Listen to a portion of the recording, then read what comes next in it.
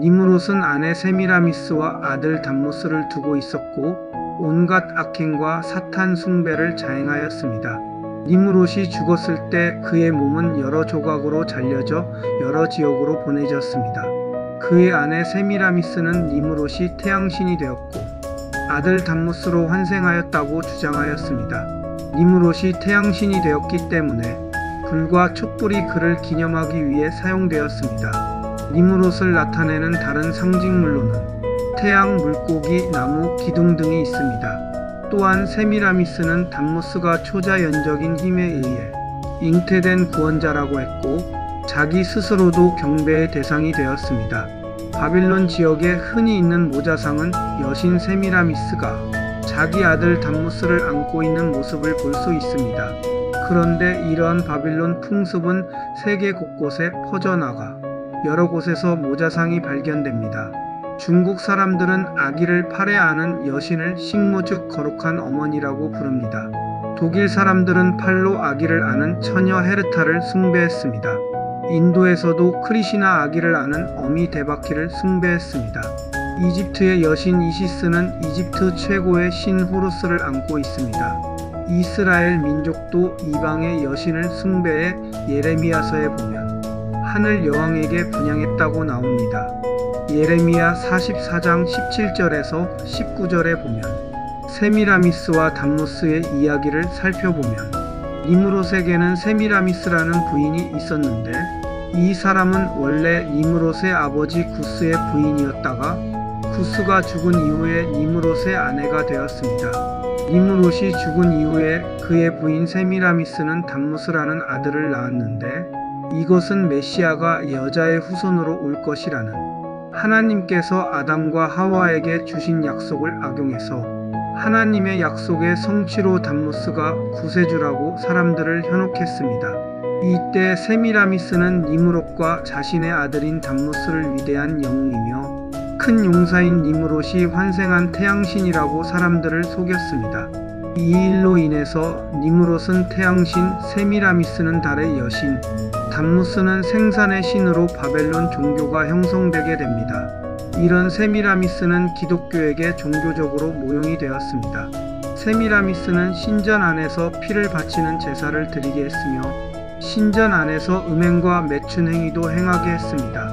또한 바벨론의 모든 여자들은 일생에 한 번 남편 외에 다른 남자와 세미라미스의 신전에서 육체적인 관계를 가져야 한다는 풍습을 행하기도 했으며 다산 숭배 사상과 여신 숭배 사상을 강조했습니다.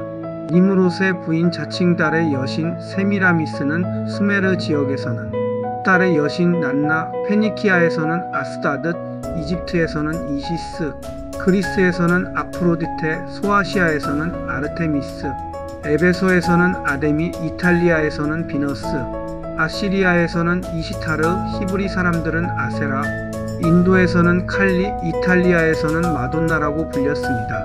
또한 옛날 우리나라 조상들은 어떤 중요한 일을 해야 할 때 정화수라고 하여 깨끗하고 신선한 물을 떠놓고 비는 풍습을 하였는데 이건 역시 이 영향인 것으로 추정합니다. 바벨탑 사건으로 인해서 하나님의 개입으로 말미암아 결국 여러 곳으로 흩어지게 되었고 니무롯과 담무스는 남신으로 세미라미스는 여신으로 오늘날 각기 다른 이름으로 숭배되고 있습니다. 그 대표적인 것이 모자 신 숭배 사상입니다. 세미라미스가 자신의 아들 담무스를 어린 나이에 왕으로 세우고 자신은 담무스와 결혼해 여왕의 자리에 오르게 됩니다. 세미라미스가 섭정 통치를 하며 어린 아들 담무스를 안고 보살피는 바벨론 신화의 모자 신 숭배 사상이 뿌리가 되었습니다. 계시록 18장에서 바벨론에 대해 언급하면서 7절에서는 나는 여왕으로 앉은 자여 과부가 아니라 결단코 애통함을 당하지 아니하리라.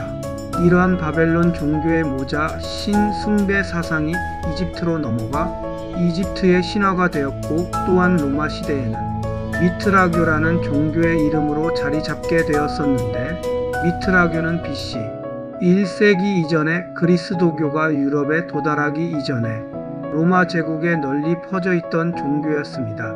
즉 미트라는 루시퍼, 니무듯, 오시리스, 마르뚝, 바알, 오리온 등과 맥락을 같이 합니다. 이것들을 모두 자기 자신을 태양신, 즉 광명의 신이라고 자기 스스로를 표현합니다.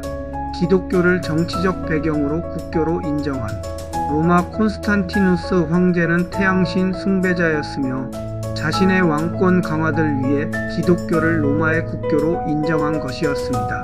이렇듯 우리는 알게 모르게 의식하지 못한 채로 그것이 진실인 듯이 알고 생활하고는 있는 건 아닌지 생각해 보아야 할 것입니다. 니무롯과 세미라미스 담노스의 역사적 성경적 이야기를 통해 우리가 주변에서 무심히 지나치는 관념들과 생각들에 대해 좀 더 많은 관심과 공부가 필요한 때입니다.